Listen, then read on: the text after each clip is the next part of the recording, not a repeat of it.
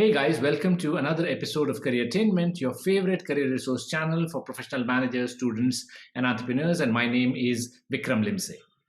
In today's episode, I'm going to be speaking about a seemingly general or a very common topic, although a very important subject, the subject of personal finance and how to chalk out your personal finance strategy. And I'm going to be talking about it in a slightly different manner, in a fresher light. And I'm quite certain that by the time you finish watching this video, you will appreciate that I have indeed looked at it differently.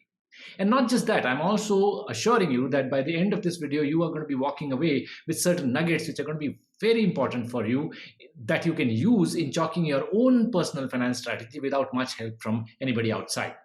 And not just that, I'm also going to be talking about certain myths and pressure points which often play on your mind and act as mental blocks when you're looking at your personal finance strategy throughout your career.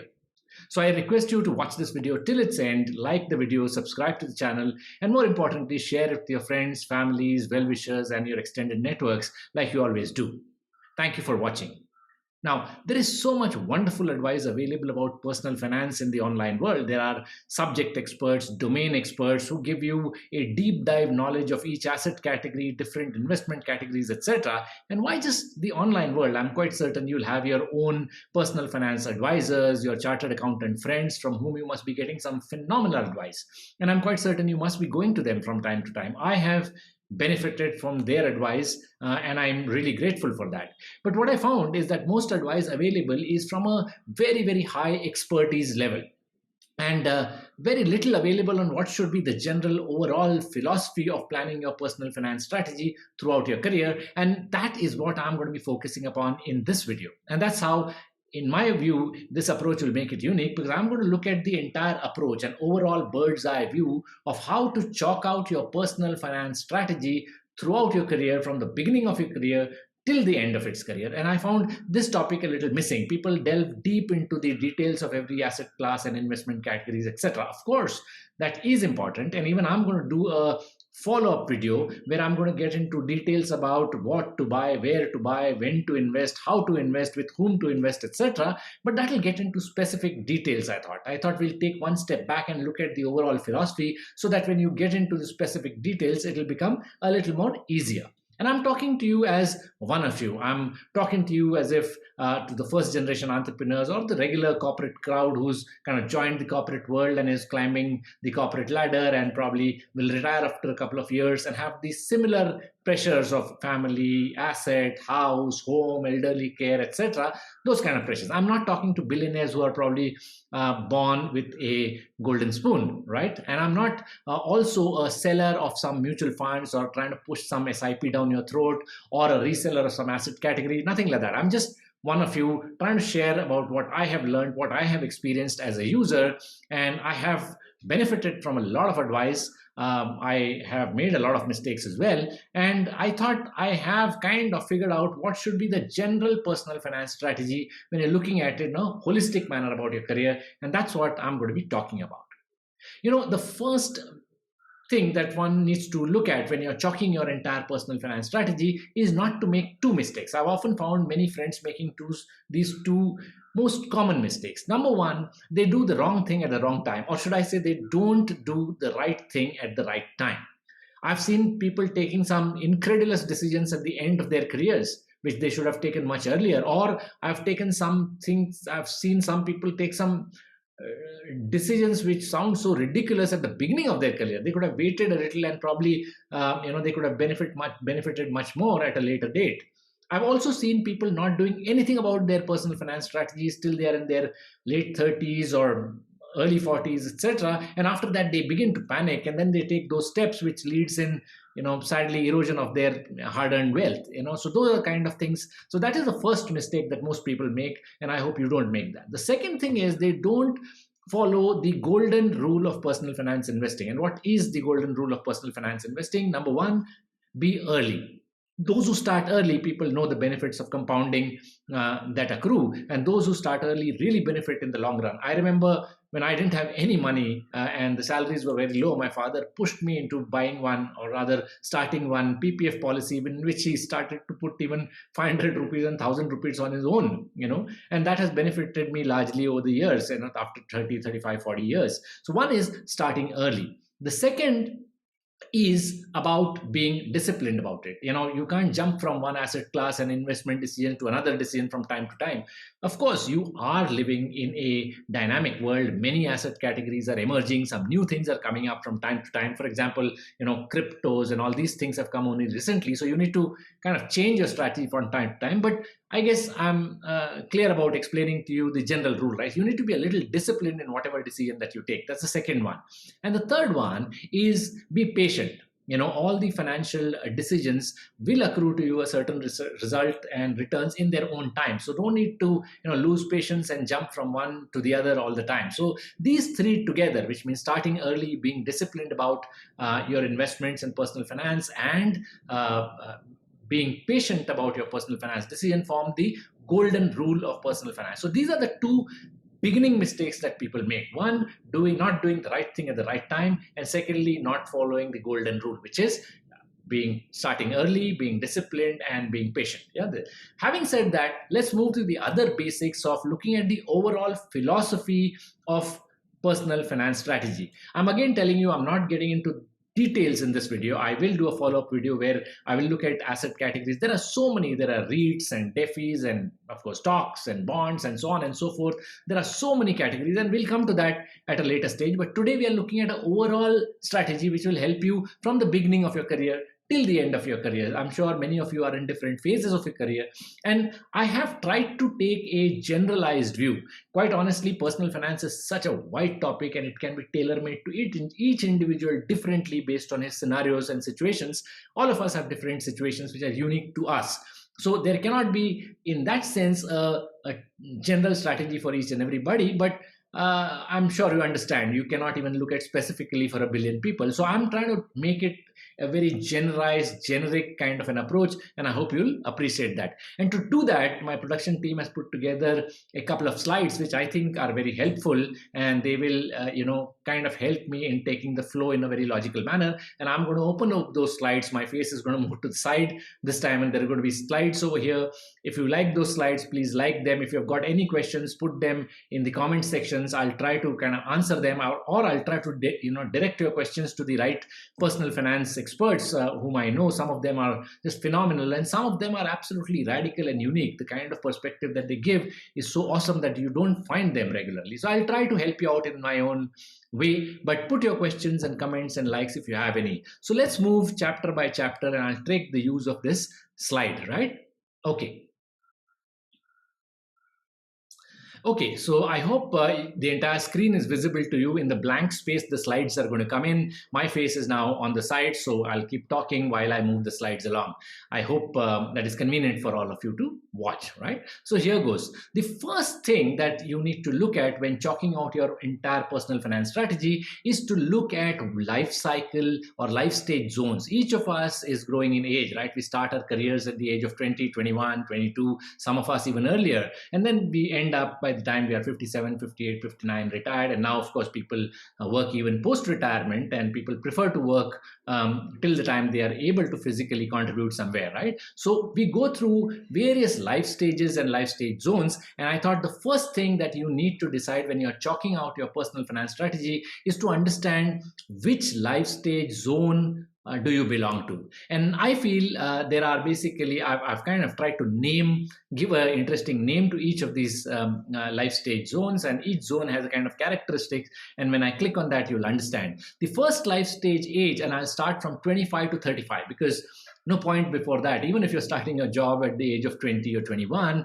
I'm sure you'll agree with me that the first 3 or 4 years go in absolute partying. You don't even think of personal finance. Salaries have just about started coming in.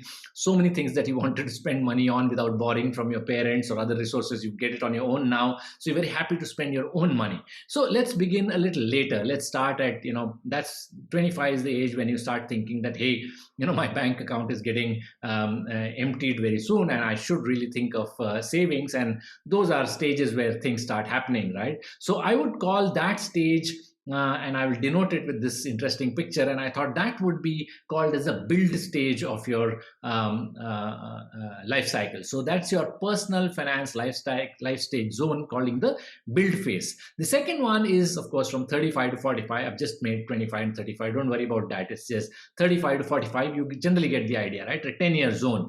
This zone is generally, I call it, when you've kind of looked at the basic and now you want to get into a little more luxuries and maintenance and those kind of things, and I'll call it the nest zone.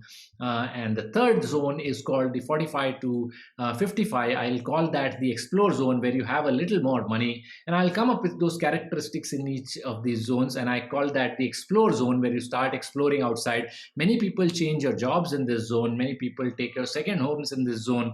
That's what I call the explore zone. And the last one I call is the 55 to 65 zone, which is, although the picture is very relaxing, but I'll call it the stable zone. This is the stable zone that all of us. Now, if you have a proper personal finance strategy chalked out from the beginning of your career, and you follow the early start and disciplined and patient approach towards personal financing and do right things at the right time in these zones, then by the time you end up your career at 55 or 65, you will reach a stable zone. And that's what I mean by calling these lifestyle. Let's look at certain characteristics. What happens in the 25 to 35 zone? These are early low income days. You've just about started your salaries or your jobs, or some people have gotten into entrepreneurship. These are early entrepreneurship days. These are days of party and fun, not much savings possibilities there. Whatever you earn goes away by the end of the month. There are new responsibilities which have started to come in. Probably some people get married, the kids happen at this point of time, so new responsibility, new jobs, the job, things are slightly in the early stages. That's the kind of characteristics in this life stage zone. The second one is that you get a little career consolidation at this point of time. You've gotten your promotions, you've established yourselves in your job, people know you, you've got your bonuses and annual annuities coming in. That's the kind of stuff which happens in this zone. There is some semblance of stability. Income goes up a little bit. There's a huge amount of time under pressure, and investment possibilities are there, but this is the time when you're totally involved in your career and you really don't have the time to think about your personal finance. And I find many people make a big mistake in this life stage zone of 35 to 45, and then they panic when they cross this zone, when they're into that 48, 49, 50, and then they start panicking. The next stage, of course, is the explore zone, where you are at a 45 to 55 age profile. Over here, the compounding benefits kick in, which, early investments that you must have made, some money is in hand, assets get accumulated, your home EMIs are done for,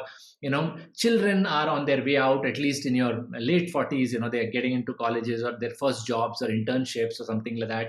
Some inheritance kicks in from your parents. For many of you, the responsibility to self increases. Till now, you're worried about looking after your kids, your family, everybody. Now, this is the time where, and you'll find at this point of time, a lot of people get into physical fitness. I find people in this life stage zone, quite honestly, more fit than earlier life stage zone, and quite certainly you'll see them, the cycling, swimming, running, going to the gym, etc. What is actually happening is people in this zone find out that they've done it all. Now they need to be responsible for themselves because they are kind of a little tired out, right? And then, of course, the final stable zone, where you're in your 55 to 65 age. Here, there's a lot of free time, there's a lot of free cash. Elderly care for many of you may kick in. Your parents are older at this point in time, they have moved in or you've moved in to live with them, and that becomes a responsibility for you need to look at. So when you are chalking out your overall personal finance strategy, the entire philosophy, you need to first plot yourselves in which life stage zone are you. Once you've done this, what you need to do is, I've tried to call them a personal finance era, and I call them personal finance era to plot it against the life stage zone, only to kind of establish the importance of each era. So in the first zone, which if you remember the previous slide, I called it the build zone. I called this era the era of compounding and risk. This is where, if you start early, then the compounding benefits that will accrue to you much later will kick in. This is also an era where, it's early stages of your career. Anyway, you don't have much money, so risk taking ability is very high. Even if you make a mistake, you've got 25 or 30 years to cover up. Even sometimes the risks pay off and then you get a superlative benefit going forward. That's the kind of stuff which happens, and I call this the era of compounding and risk. The next is the nesting zone, which is the 35 to 45. I call this the era of prudent balance. Here you need to look at income as well as growth at the same time, right? Whatever money you're making, you have to keep making money and deploy it correctly so that the growth also happens. This is an era of prudent balance. That's the name I could think of, and I think it's a good name. I'm quite certain you'll agree with it. The next one is a 45 to 55, the explore zone, where we said that now some money remains with you. You've kind of grown in your career, you've consolidated your career, and this, I think, is an era of measured adventure. Here you can take some not the risk that you take in the first phase. This is a measured risk. That time you could have taken a slightly unmeasured risk, but now you need to be careful with your risk. So you need to really measure what adventurism that you're getting into. If you're starting a new business, for example, or you're investing in some completely new asset category, you need to be really, really careful about what you're doing, because this is your third stage of your life stage, right? Which is the explore zone. And of course, in the final stage, I call it the era of passive luxury, because here's where passive income kicks in. Accumulation is not such a big deal. You have a lot of money. Most of the stuff is taken care of. Kids are out of the way, having started their own careers and all that. And it's a time to kind of relax and enjoy the passive income that you will now make because of all the hard work that you have made in the past. Now, this is a general zoning, right? But what happens is a lot of people don't do the right thing at the right time, like I said earlier, and then they start late and do the wrong thing. So, for example, if you're taking a risk in the last phase of your career, which is like, for example, if you're taking compounding and risk in the zone where you're supposed to be enjoying your passive luxury, then clearly something has gone wrong and you need to be aware of that. All I'm trying to say is that it's not necessary that you pinpoint exactly, and don't look at these age zones which I've written as 25 to 35. They could vary also, and individual scenarios are different. Those are the kind of things that also need to be considered. So that's the second thing. Once you've plotted yourselves in a particular life stage zone, the next thing that you need to look at is the personal finance era, and look at what that era actually should accrue to you. The third thing is look at your investment objectives. Normally, there are three types of personal finance investment objectives. One is clearly wealth accumulation, and this is very important at the beginning of. So, what will you do personal finance investing if you don't have money? So wealth accumulation is one objective. The second objective is income and growth. Like I was saying earlier, there is a certain stage where you need to make the income and also grow it. So deployment becomes really, really important. That's the second objective. And the third objective is wealth protection. This generally comes in your final stages where you need to protect your wealth. Now, I'm not saying that each of these objectives are not coterminous. They're not like that one time you need to look at only wealth accumulation and the other time at the end of your career you need to look at wealth protection. No, I'm not saying that. What I'm saying is these three objectives are clear and present throughout your career from the beginning till its end. And of course, the weightages kind of change as you go along in your career, and that's what I'll be referring to you in the next slide. So you need to give an investment weightage. I have just kind of exemplified it with an example over here or with a chart over here. It could be different for each of you. All I want to say is that in the era of compounding and risk, the weightage to accumulation is very high, and the weightage to wealth protection is very low. After all, if you don't have wealth, what the hell are you going to protect? Or if you have less wealth, where are you going to deploy? So the income and growth also. So in the first zone, which is the era of risk taking and compounding, you are more focused in that 25 to 35 life cycle age. You're more focused on accumulating the wealth. Like I said earlier, it's not like the other things you're not looking at. I'm just saying that the weightage is more towards that wealth making objective. In the second zone, which is your 35 to 45 zone, the objective now shifts more into a balance. It's also called the era of prudent balance, and you need to be a little prudent about whatever investment decisions and personal finance decisions you take. So therefore, I've given a weightage of 33, 33, 33 to each of these objectives. It does not mean that. I'm just trying to say that there has to be equal focus on wealth creation, wealth accumulation, and deployment. That's all I mean by this chart. In the third stage, in your 45 to 55, in the era of measured risk taking, here you can actually blow up a lot of money that you have earned with your hard work so far if you are not very careful, because obviously here accumulation becomes less, and the percentage weightage for wealth protection keeps increasing. Yeah, and of course you also need to give a lot of weightage to income and growth at the same time. So you see how this chart is moving, right? In the early stages, wealth accumulation is more weightage. At the end of your career, of course, the weightage of wealth protection is more. The last column is very interesting, and some people may or may not agree, but I'm just putting my perspective over here. It's called the era of passive luxury. And over here, you will see that although accumulation weightage is very low, I have given a significantly high weightage to wealth protection, and even a higher weightage to income and growth. And I'll tell you how. Because you need to really, you're not kind of 55 to 65 is, in today's day and age, a very productive. A lot of people make a lot of money in that age bracket, so it's a very productive phase of your career. So even here, income and growth deployment becomes a very important part of your strategy. Of course, accumulation in that sense is not much, because much of your stuff is taken care of over here, but a lot of weightage has to be given to income and growth, right? That's what I mean.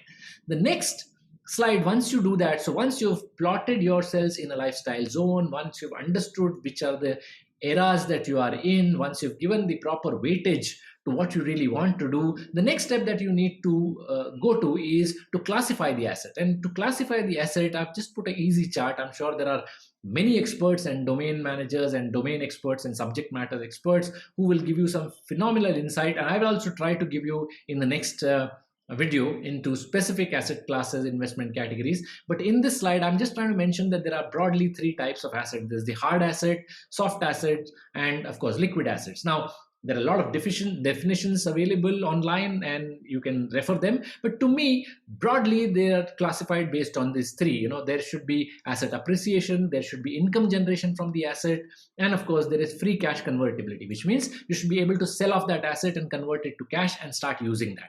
Based on these criteria, these three criteria, you define whether an asset is a hard asset or a soft asset or a liquid asset, right? That's what you do. Now, for example, each asset, by the way, the myth is that a certain asset class is always a hard asset. No, it need not be. Yeah. So, for example, a house, is it a hard asset? Of course, it's a hard asset. But can it also be a soft asset? Yes, maybe your second home or second house can be a soft asset as well. Stocks and bonds, for example, equity. Equity, is it a liquid asset? Yeah, it's a liquid asset. You can go to the to your demat account and sell it off. But you may, in your own mind, treat a certain kind of stocks, maybe the large cap dowager kind of stocks, as hard asset that you're not going to be selling. They are not going to be on a priority sell list of yours.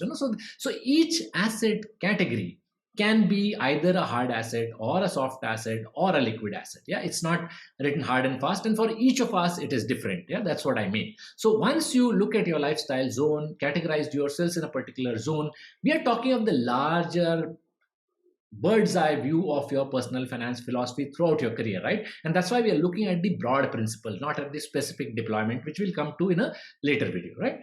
The next after this is that when to invest and in what to invest. Yeah, that's where again I'm looking at a broad outlook, a bird's eye view. Let's say in the age of 25 to 35, which is the risk and compounding era, you could look at home EMI, SIPs, penny stocks, cryptos, commercial property, rents, defis, REITs, defis, etc. There are so many investment categories today that's not funny. Why I said, a penny stock is because you never know. You're not going to be investing in a very risky penny stock in your 45 to 55 age profile at that point of time. Unless, of course, you're doing some insider trading, which is illegal in any case.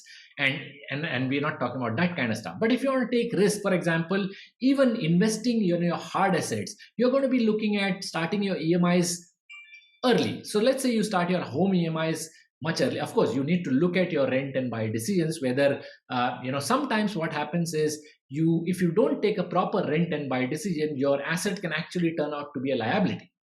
It's very simple. I'll just kind of digress a bit. Any asset which takes money out of your pocket while you're accumulated is actually a liability beyond a point. right? So for example, you need to take a call whether my rental income, if I take a house on rent and if I take a house on EMI, mathematically, and it's a very simple maths which all of you can do, and there are formulas available online. You can make out that, hey, my rent is 50,000 a month or 35,000 a month, and I need to borrow so much, and if I take it on that, and if I take a loan, that same house is going to cost me, let's say, 50 lakhs, 60 lakhs, 75 lakhs, and my EMI is so much, and over a period of 10 years or 15 years, this is what it turns out and works out to, and then you can make out whether the rent or buy decision is correct. So you need to take these kind of decisions and then take those investment decisions early in your life, because if you start investments early, let's say in a house property, if you want to, then of course you're planning it well, so later on your asset gets accumulated and then you can focus on something else. So coming back to this particular chart, what I'm trying to say is that once I already told you what is a hard asset or a soft asset and a liquid asset. Each asset can be either hard, soft, or liquid. That depends on how you look at it. But when you do that in the first phase of your life, which is risk and compounding, you can start certain risky assets you could look at. In the 35 to 45 age profile, which is your prudent balance era, in that time you could look at bonds, dividend yield, commercial paper of corporates. Those are the kind of stuff. We're looking at property, gold, ETF, REITs. Those are the kind of things that we can look at over here. Slightly more balance, some growth, some terminal valuation, a little less than what you would probably liked in your earlier phase of life. But then don't forget that this is the era of prudent balance. The next one is a measured risk. Over here, what happens is you're already in a 45 to 55 age profile. A lot of things have happened in your life.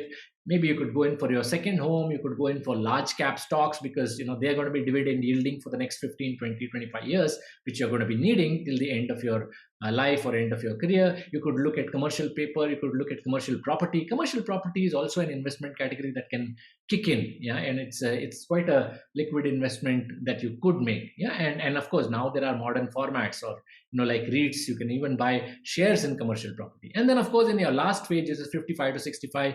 Over there, the kind of assets that you invest is, people over here get into VC and angel funding.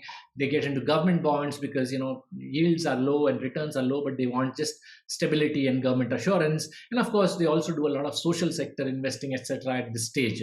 Broadly, what happens is that the arrow moves like this. In the early stage of your career, you should look at more hard assets, and at the later stage of your career, you should look at more liquid assets. Quite a no-brainer, right? And that's what your overall when to invest.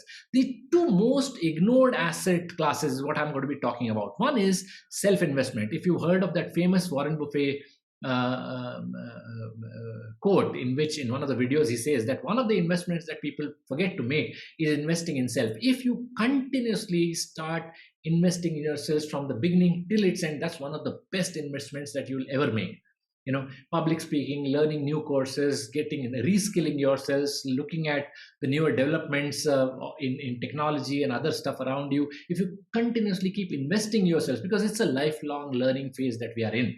We are no longer in the phase or earlier phase where it's learn it all and then work it all. It's no longer like that. You need to keep learning throughout, and there are lovely programs available. So keep investing in yourselves. That's a return that you're never going to be able to tangibilize, but throughout your life, you're going to be accruing benefits of that investment. The second investment people forget, and especially those of my friends who are in the corporate world don't understand that investing in business is also a great investment. So that's the reason why you start businesses. Because once you invest in a business, you're actually doing nothing but creating an asset.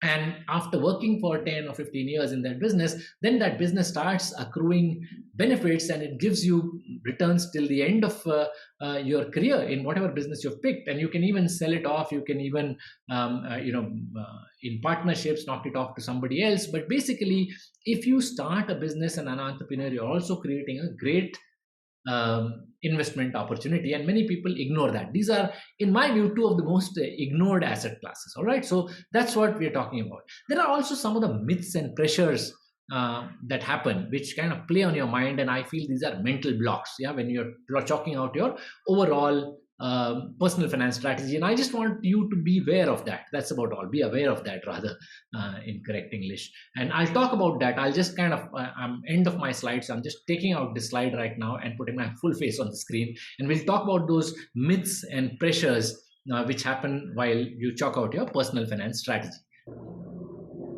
Yeah, so now I'm on full screen mode, and I hope those slides were helpful. I'm now going to be talking about certain pressures and myths which play on your mind from time to time when you're chalking your personal finance strategy.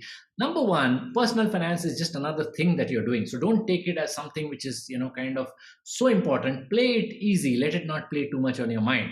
What are those pressures and myths that play on your mind? Number one, you're always planning on a doomsday basis. There's no need.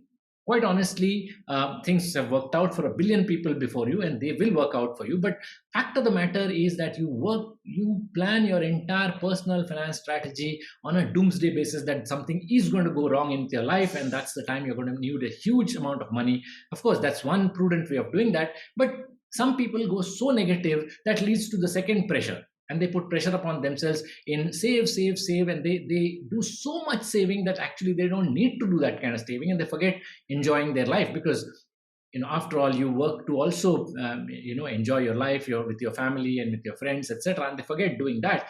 They just go on making that money and investing it over there. And I know some people get a pleasure out of that, but I think you need to make your own decisions. So that's the second myth. The third thing is, nobody budgets for a windfall. If you're always planning for a doomsday basis, then why don't you even look at certain windfalls? Hey, you've invested in certain penny stocks, maybe it gave you 1,000 or 2,000% return. That's a windfall that you could get. Some people completely ignore their inheritance. Now, I know that it's not good to talk about inheritance, but a lot of people get their inheritance when they are in their 50s or 45, 50, 55, and that's also a windfall. And let's be very practical about it. Why don't you look at that? I've seen people get into some 25 different homes, and then they get 3 more homes as their inheritance. And they've not that it's not good, but then they've wasted so much time and money and good energy in those. That's the third myth and pressure. The fourth is that the ecosystem puts a lot of pressure on you. After all, personal finance and personal finance planning is a job, is a profession, is a business for many people. So if they don't create a need in your mind, and most of the time what happens is need gets created by making you afraid or scared of something, and then you're scared, and then they suddenly, it's not that, it's just that it's one more thing that you need to tick off the box in you're anyway doing your business, your job, your career, your health, and therefore there is personal finance. So don't get pressurized too much by the ecosystem. And the fifth thing which I find is that my last salary should match my retirement annuities. Actually, if you really think about it, by then you have invested so many assets. You actually, as you grow, you need less and less. I've seen so many friends moving from large bungalows to smaller apartments because they can handle it better. You actually need less. I mean, even if you're enjoying a drink in the evening, you're not going to be drinking so much what you used to do in your younger days. You don't eat that much, you don't go out that much, you don't the kind of expenses that you did in the early stages of your career don't really happen. You make do with lesser money, because your needs become less by the time you've done it all. You don't have to show it to anybody else. So these are generally the myths and pressures which play on your mind and completely kind of take you away from being focused on planning your personal finance strategy. So I hope you've enjoyed this video. We've looked at the larger philosophy behind planning and chalking out your overall personal finance strategy through your beginning of your career till the end of your career, and what you should look at. You should look at your age zones, look at your asset categories, look at your objectives. Don't get pressurized. That's what we've looked at in this video. I hope you've enjoyed this. In the next video that I'm coming up with, and hopefully some more, I will look at specific areas. There are some amazing, have you heard of, for example, DeFi, decentralized financing? How does that happen? So what is REIT? Yeah. How do you invest in collectibles? Of course, everybody knows about stocks, bonds,